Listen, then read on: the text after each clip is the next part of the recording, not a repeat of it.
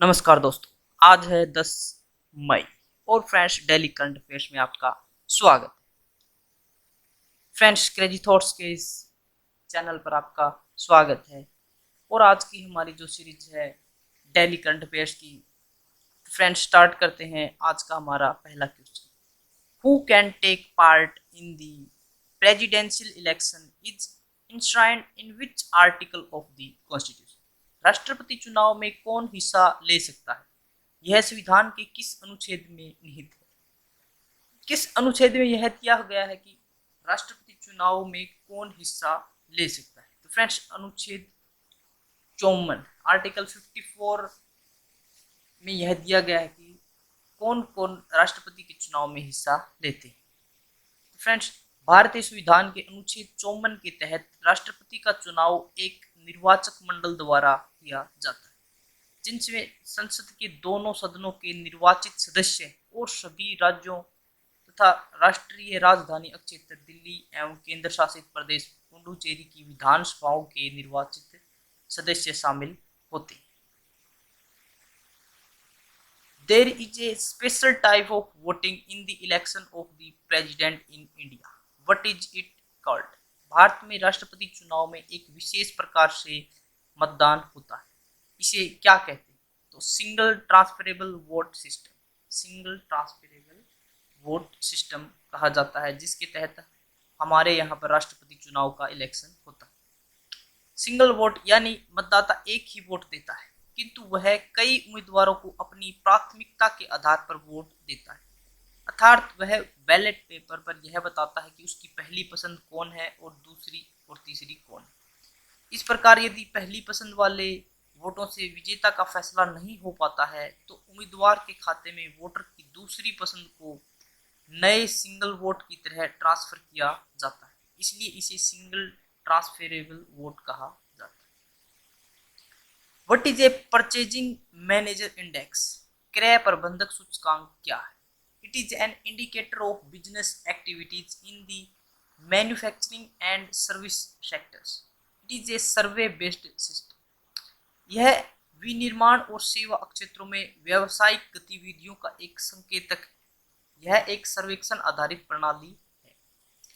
क्रय प्रबंधक सूचकांक यानी कि purchasing managers index PMI, PMI की गणना विनिर्माण और सेवा क्षेत्रों हेतु अलग अलग की जाती है, जिसके पश्चात एक समग्र सूचकांक का तैयार किया जाता है।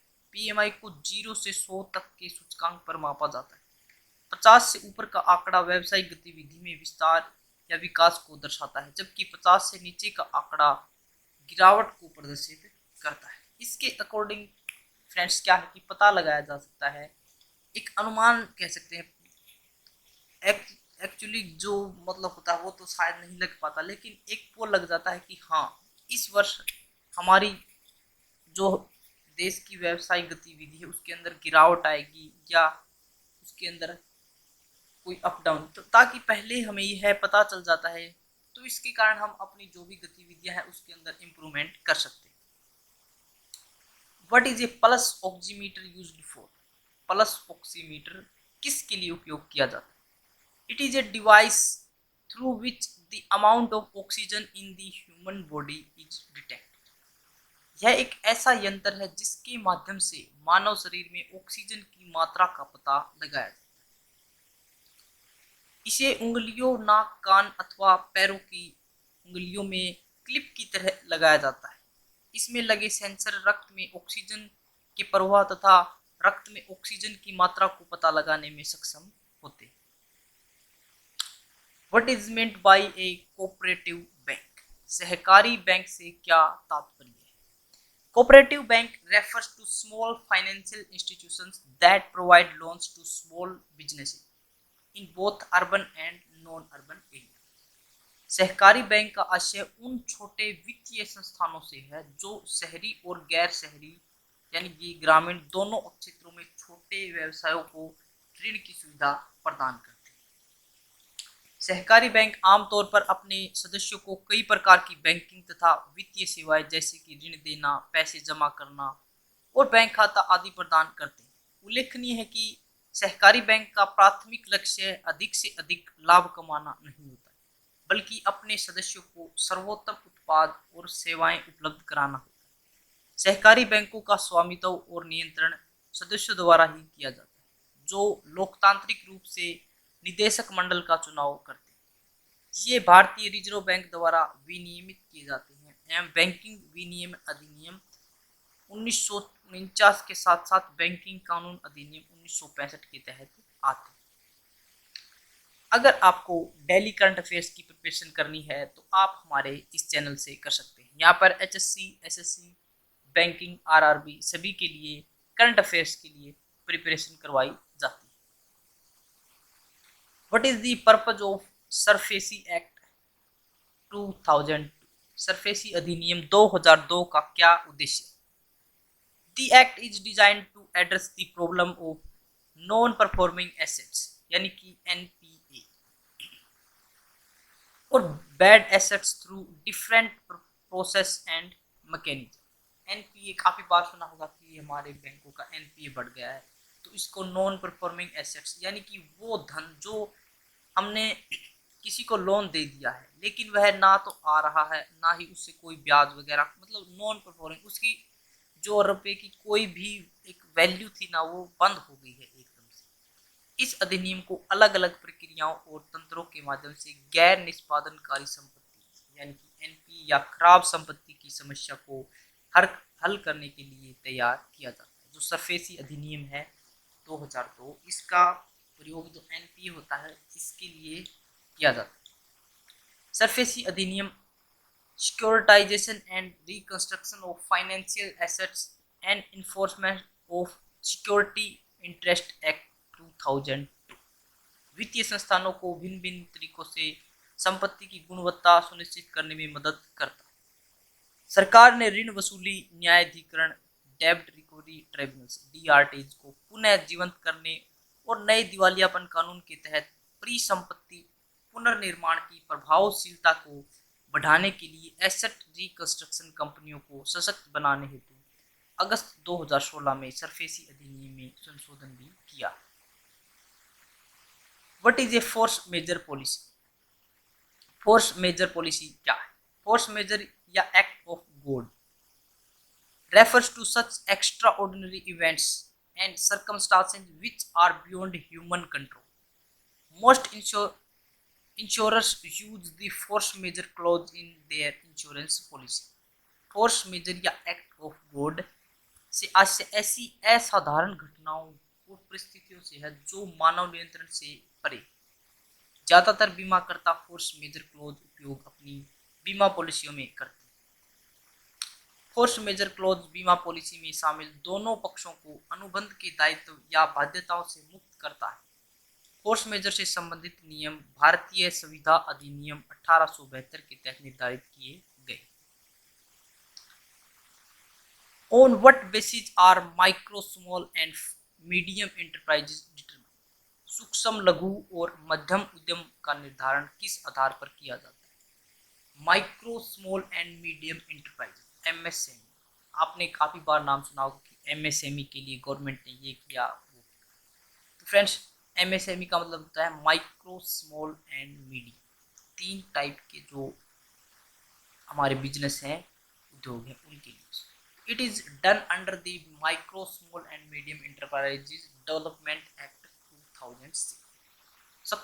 सूक्ष्म, लघु और उद्यम मध्यम उद्यम विकास अधिनियम 2006 के तहत किया जाता है। MSME का निर्धारण उद्यम शुरू करने और मशीनरी में लगे आर्थिक निवेश के आधार पर किया जाता है। हालांकि इस प्रक्रिया में निवेश के संबंध में विश्वसनीय और सटीक आंकड़े न मिल पाने के कारण इसकी आलोचना भी होती रही। फरवरी 2018 में केंद्र सरकार द्वारा MSME की श्रेणी निर्धारण हेतु मानक को निवेश से बदलकर वार्षिक कारोबार करने का निर्णय लिया था। हालांकि इस परिवर्तन को अभी लागू नहीं किया गया। What is the long March 5B? The long March 5B क्या है? China successfully launched a long range rocket, the long March 5B, from the southern island of Henan province. चीन ने हेनान प्रांत के दक्षिणी द्वीप से एक अंतरिक्ष rocket the long March 5B की सफलतापूर्वक लॉन्च किया। जहां दुनिया और एक तरफ कोरोना से जूझ रही है, वहीं उत्तर कोरिया और चाइना जैसे देश रॉकेट लॉन्च कर रहे हैं। यह प्रक्षेपण चीन के महत्वपूर्ण अंतरिक्ष कार्यक्रमों का एक अहम पड़ाव। वर्ष 2022 तक चीन एक स्थायी अंतरिक्ष स्टेशन का संचालन करने तथा समुद्र पर 6 सदस्यों के एक दल को भेजने चंद्रमा पर 6 सदस्यों के एक दल को भेजने की योजना बना रहा है। उल्लेखनीय है कि संयुक्त राज्य अमेरिका एकमात्र ऐसा देश है जिसने सफलतापूर्वक मानव को चंद्रमा पर अभी तक भेजा है। क्विक करंट अफेयर्स में फ्रेंड्स, हिमाचल प्रदेश सरकार निगाह नामक एक कार्यक्रम शुरू करने पर विचार कर रही है, जिसमें उन लोगों के परिवार के सदस्यों को जागरूक किया जाएगा जो देश के अन्य हिस्सों से राज्य में आ रहे हैं, ताकि सोशल डिस्टेंसिंग जैसे मानकों को प्रभावी ढंग से लागू किया जा सके। 5 मई 2020 को जर्मन दार्शनिक, अर्थशास्त्री, इतिहासकार, राजनीतिक सिद्धांतकार, समाजशास्त्री, पत्रकार और वैज्ञानिक समाजवाद के जनक कार्ल मार्क्स की 201वीं जयंती मनाई गई। कार्ल मार्क्स का जन्म 5 मई 1818 को जर्मनी में हुआ था। उसका नाम कार्ल हेनरिक्स मार्क्स था। मात्र 17 वर्ष की उम्र में कार्ल मार्क्स ने विधि यानी कि लॉ का अध्ययन करने के लिए बोन विश्वविद्यालय, यूनिवर्सिटी ऑफ बोन, जर्मनी में प्रवेश लिया।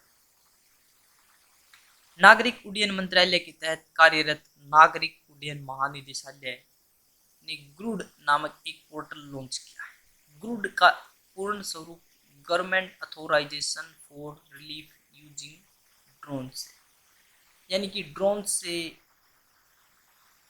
जो भी अभी क्या होता है, पीछे कुछ दिनों पहले ड्रोन के लिए काफ़ी सीमा निर्धारित की गई थी कि ऐसे ऐसे जगह पर आप नहीं उड़ा सकते, इतनी ऊंचाई से ज़्यादा नहीं उड़ा सकते। तो उन सभी का अब ज़्यादा प्रयोग नहीं कर पा रहे हैं ड्रोन के कारण, क्योंकि अब क्या है कि ड्रोन से ट्रेसिंग की जा रही है जो कोविड-19 के पेशेंट हैं और भी सोशल डिस्टेंसिंग की जो धज्जियाँ उड़ाते हैं उनके लिए, तो उसमें कुछ रिलीफ दी जाए, इसलिए ग्रुड नामक एक पोर्टल लॉन्च किया गया।